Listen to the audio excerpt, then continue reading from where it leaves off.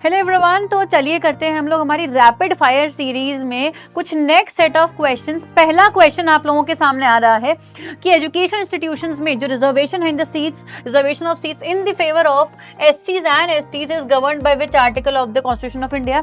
Options आप लोगों के सामने हैं। आर्टिकल नंबर 21 जो हमारा 86 अमेंडमेंट से ऐड किया गया था वो तो राइट टू एजुकेशन की बात करता है बच्चों। ये हमें राइट टू फ्रीडम देता है। हमारे पास कुछ 6 फ्रीडम्स हैं जो आर्टिकल नंबर 19 में दे रखी हैं। Freedom to move, freedom to reside, freedom to form association, freedom of speech and expression. आते हैं हम आर्टिकल नंबर 15 एंड 16 पे। हमारा आंसर 15 होगा क्योंकि 15 में हमें क्लॉज 4 में दे रखा है कि रिजर्वेशन ऑफ सीट्स किया जा सकता है इन द फेवर ऑफ एससीज STs and social educationally backward class. 16 जो है वो राइट टू अपॉर्चुनिटी की बात करता है इन मैटर्स ऑफ एम्प्लॉयमेंट।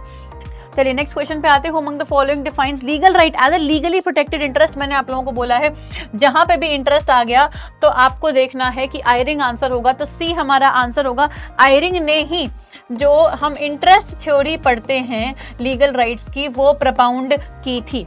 चलिए नेक्स्ट क्वेश्चन आप लोगों के सामने आता है असर्शन रीजन का फिर से कि article number 30 of constitution of India confers right on all minorities to establish and administer education institution. बिल्कुल, article number 29 and 30 cultural and education rights में हमें 30 जो बात कर रहा है कि माइनॉरिटीज के पास अधिकार है एस्टैब्लिश और एडमिनिस्टर करने का।